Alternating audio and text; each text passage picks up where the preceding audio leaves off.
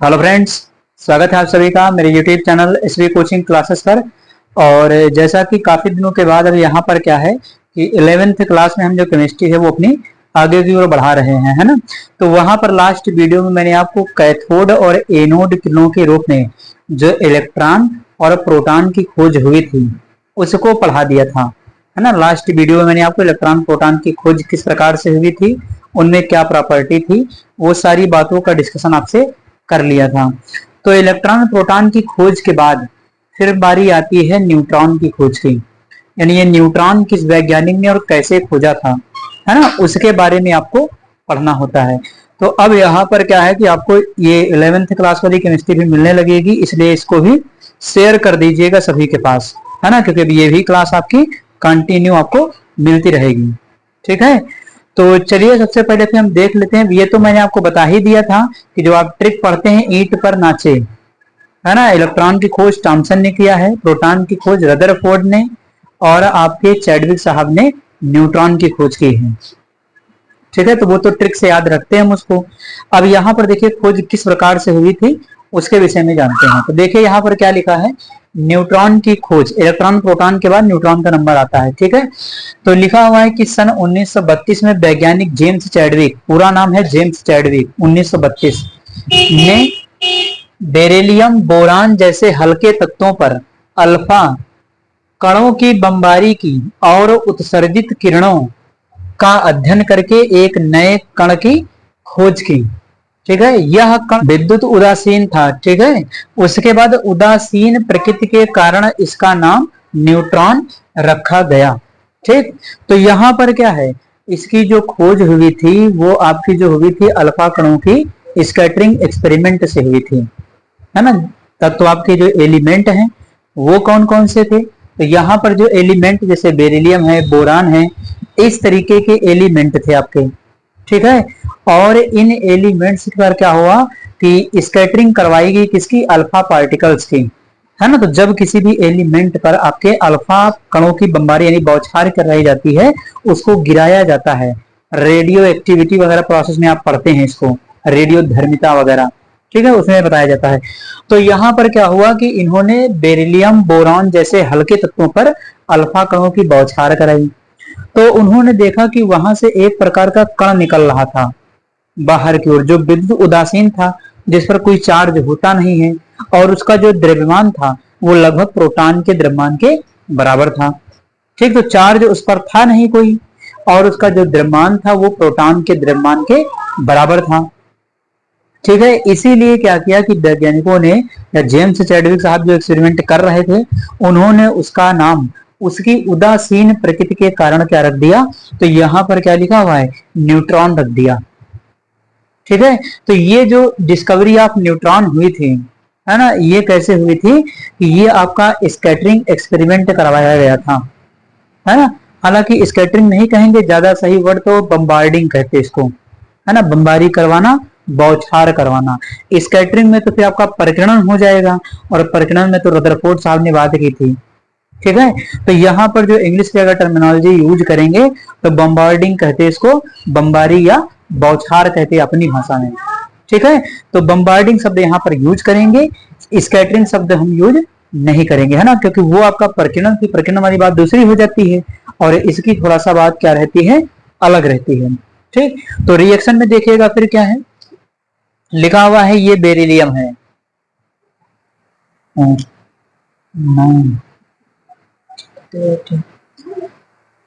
तो ये बेरिलियम है आपका, और परमाणु क्रमांक है, और ये परमाणु भार है। बेरिलियम का परमाणु क्रमांक क्या है, 4 होता, परमाणु भार 9 होता, और ये है अल्फा कण।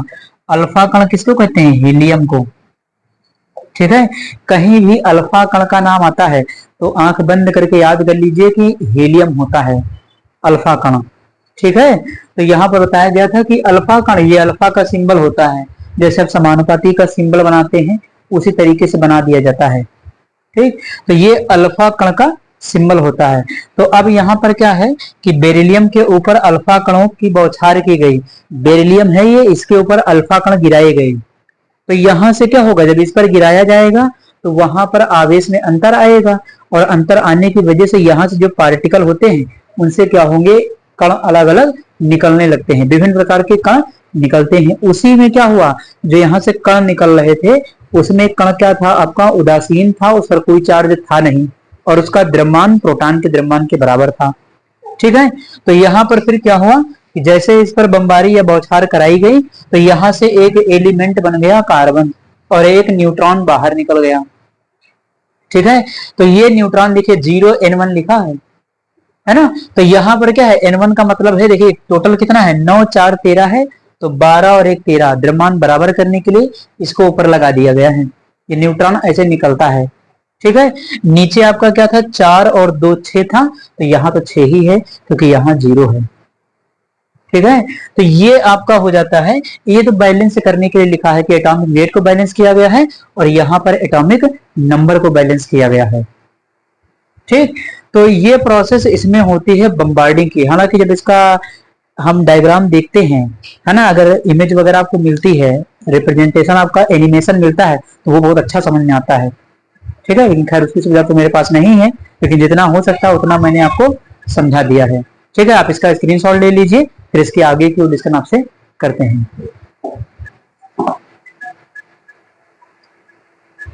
तो चलिए अब यहाँ पर देख लेते हैं कि आपकी जो कैरेक्टरिस्टिक्स ऑफ न्यूट्रॉन या प्रॉपर्टीज ऑफ न्यूट्रॉन कह सकते हैं, कैरेक्टरिस्टिक कहे या प्रॉपर्टीज भी कह सकते हैं, दोनों में बहुत ज्यादा डिफरेंस नहीं होता है, थोड़ा बहुत ही अंतर होता है। इंग्लिश टर्मिनोलॉजी है आपकी कैरेक्टरिस्टिक और प्रॉपर्टीज। ठीक है, तो लिखा हुआ है कि न्यूट्रॉन की विशेषताएं या केवल विशेषताएं हेडिंग लिख सकते हैं, क्योंकि पढ़ किसके बारे में रहे, न्यूट्रॉन के बारे में अभी पीछे पढ़ाया है, तो उसी की विशेषताएं होंगी। ठीक, तो चाहे तो पूरी हेडिंग भी लिख सकते हैं न्यूट्रॉन की विशेषताएं।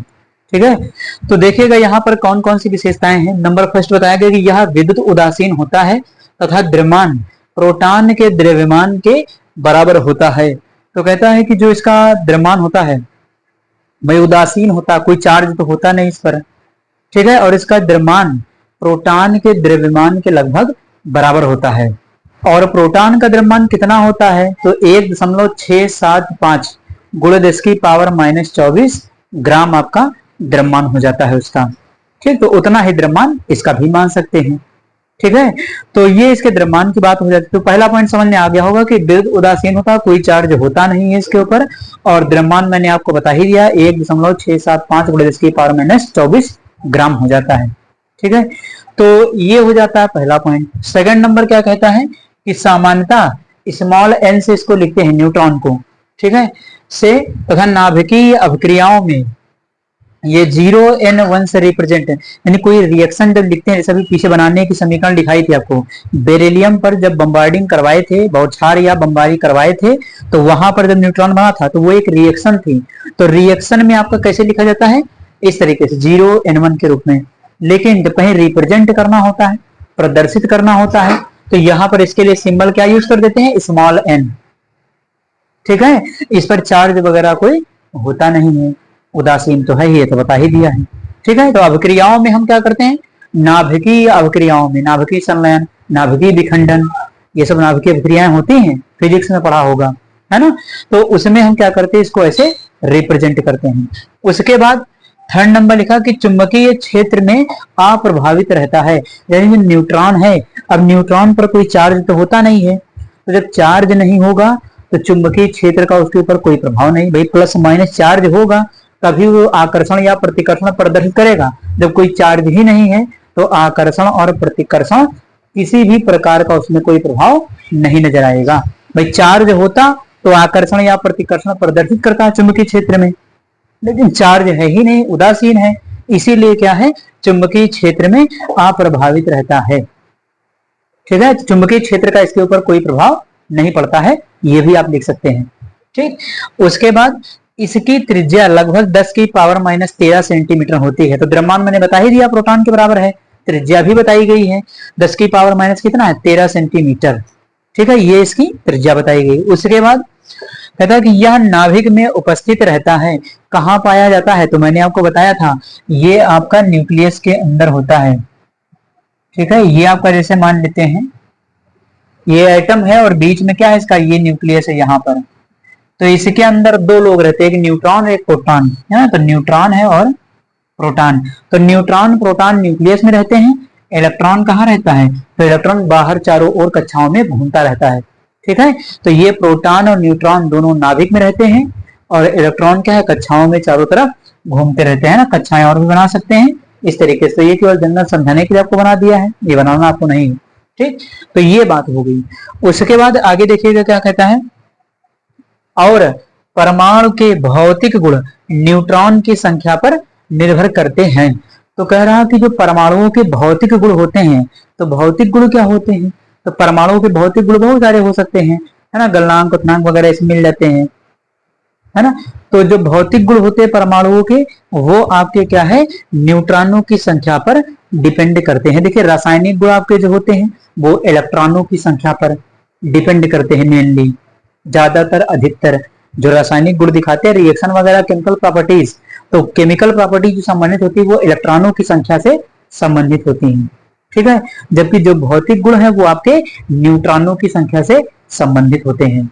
ठीक है, तो ये आपको ध्यान रखना। उसके बाद लास्ट लिखा कि परमाणु के आयन में बदलने पर न्यूट्रॉन की संख्या अपरिवर्तित रहती है। हाँ, ये बात सही है कि कोई भी परमाणु चाहे निगेटिव चार्ज में जाए या पॉजिटिव चार्ज में जाए, उसके न्यूट्रॉनों की संख्या पर कोई भी फर्क नहीं पड़ता है ना। और ये भी आप कह सकते हैं कि जो प्रोटॉनों की संख्या है बदलती, तो प्रोटॉनों की संख्या भी नहीं है कि नहीं। जैसे यहां पर देखिए एक एग्जांपल बता देते हैं, जैसे ये है आपका सोडियम है, परमाणु क्रमांक 11 होता है, तो 11 परमाणु क्रमांक है, तो इलेक्ट्रॉन प्रोटॉन इसमें कितने होते हैं, 11 होते भाई, इसको हटा देते हैं यहाँ से। तो जो परमाणु क्रमांक होता है वही नंबर ऑफ इलेक्ट्रॉन प्रोटॉन होते हैं, रिप्रेजेंट करता है भाई परमाणु क्रमांक, है ना।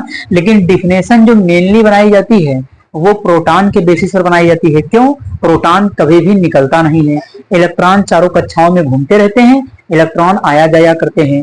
जबकि प्रोटॉन कहाँ होता है, प्रोटॉन न्यूक्लियस में नाभिक से बंधा होता है, नाभिक के अंदर होता है, तो वो परमाणु को छोड़ करके नहीं जा सकता है। जबकि इलेक्ट्रॉन बाहर घूमते रहते हैं, तो इलेक्ट्रॉन बाहर जा सकते हैं, तो इलेक्ट्रॉन आ जा सकते हैं। इसलिए परमाणु क्रमांक की जब परिभाषा दी जाती है तो किसी भी परमाणु या किसी भी तत्व के नाभिक में उपस्थित प्रोटॉनों की कुल संख्या को उस तत्व या उस परमाणु का परमाणु क्रमांक कहते हैं। तो ये परिभाषा वहां बताई जाती है। तो प्रोटॉनों की संख्या ली जाती है, इलेक्ट्रॉनों की संख्या नहीं, क्योंकि इलेक्ट्रॉन आते जाते रहते हैं, इलेक्ट्रॉनों की संख्या कम और ज्यादा होती रहती है। ठीक है, तो प्रोटॉन चेंज नहीं होता कभी और न्यूट्रॉन भी चेंज नहीं होता है कभी, है ना, किसी के आयन में परिवर्तित होने से।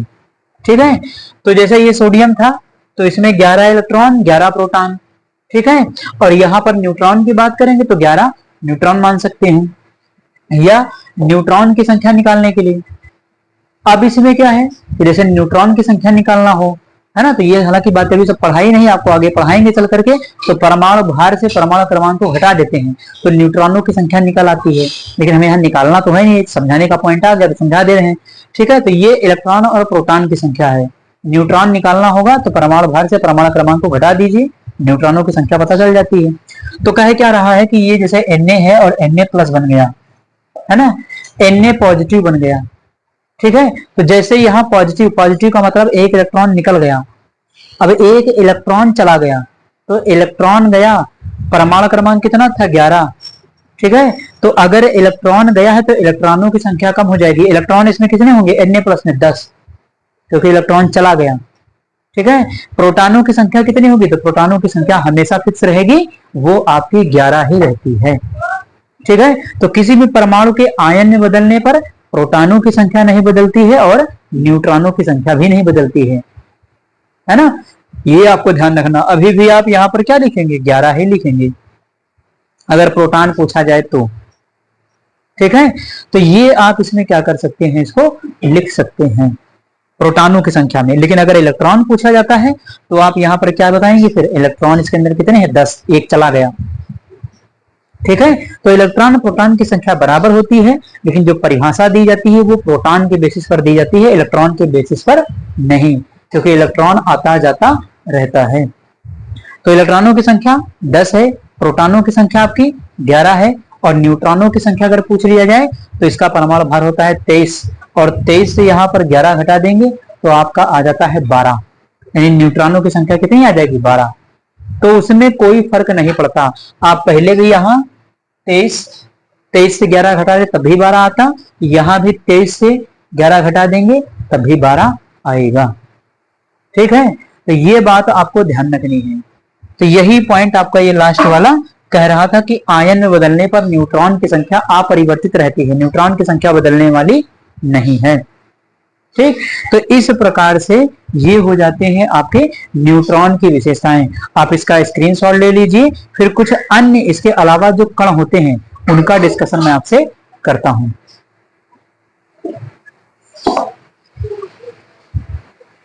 तो चलिए अब यहां पर देख लेते हैं इलेक्ट्रॉन, प्रोटॉन और न्यूट्रॉन के बाद आपके कुछ अन्य पार्टिकल भी होते हैं जो परमाणुओं के अंदर पाए जाते हैं।